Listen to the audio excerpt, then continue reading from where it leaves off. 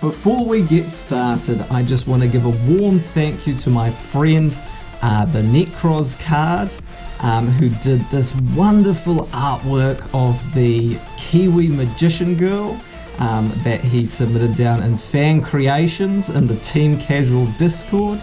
I really like his take on her. It's very much a Kiwi after battle damage look, you know, kind of reminds me after suffering from some bouts of crippling insomnia. But anyway, thank you so much for sending this in, and if you want the chance to have your works featured in an upcoming video, please check out the link to the Team Casual Discord down in the description.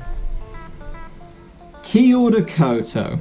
I am the Casual Kiwi, and this is another Yu-Gi-Oh! Magic card trick. If you've seen my channel before, you might have seen a video I did fairly recently with Mystic V showcasing another magic trick. And this is kind of in a similar vein. I'll once again be borrowing Silence Deck, my assistant for today. Though unless she has read my mind, she does not know exactly how this trick goes. But anyway, if you're interested in seeing something a bit unique on this channel, then definitely keep watching, and without further ado, let's get into the trick. So in addition to our deck provided by the lovely Silent, we also have our magic cylinder, which will be very important. Now, in a lot of Yu-Gi-Oh decks, of course, you don't run one of cards like you would in a usual deck. You might run 3 ofs. So to make sure this is indeed the magic cylinder we're starting off with, we're going to sign this card. So could do something really generic, but you know, let's think heart of the cards. You know, want this to be a special card, so let's make that a heart. So we've got heart shape there. And then maybe we want to do something a little bit extra, so let's just add a K into that as well for Kiwi. So there we go. So we've got our magic cylinder there. We're going to take our sleeve, the same sleeve as you'd have in the rest of these ivory cards, and we're just going to put that into the sleeve. So there we go. So now we have our sign card in the sleeve, ready to go. Okay, now some of you might have noticed, you know, my hand here, not the best for shuffling at the moment, and I know that a lot of you at home might not be the best at shuffling either. I know I certainly aren't usually. So what I like to do, especially when I'm at a locals or something like that, is I'll do like a pile shuffle. So if we just get this card away there, we get up our deck, and then what we do is we go into piles, so like this. Now let me know in the comments, do you do the pile shuffle? Do you tend to do it as 8 like I'm doing here, or do you prefer the 10 cards?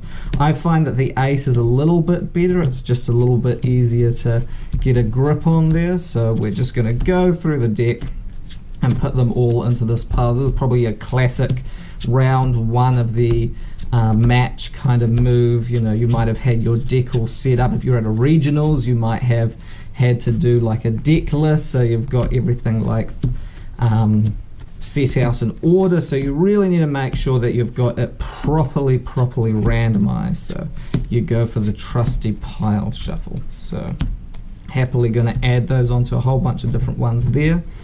And then we just want to take those and add them on different piles. Doesn't matter if it's a little bit messy, just as long as you've got them all shuffled up. So that's what we're doing here, just adding a bunch on the pile, and there we go. Now some of you might have noticed, you know, my rush to get this trick going, that I did have my magic cylinder on the bottom of the deck. Okay, so there's still a possibility that I might know where that magic cylinder that we had is, even though we've done our pile shuffle. So what do you do at a tournament? You pass it to your opponent to cut. So I'll pass this over here for Silent, and if she could cut the deck for us, that would be great.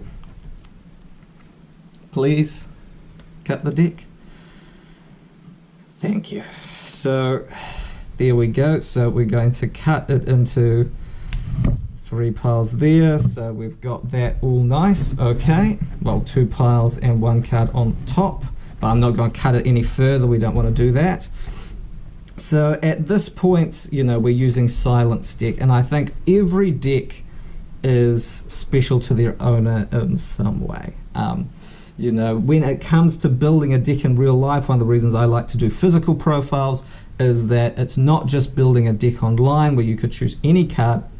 You've got to think, where am I going to spend my money on? What are the things that are going to be worth purchasing to put in my deck, and what are the selections I'm going to make? And then taking that deck, at least after this pandemic is over, taking that deck to an event and saying, this is my deck, this is what I have created, and I'm going to win games with this deck. So I think every deck does have a little bit of that heart of the cards in it.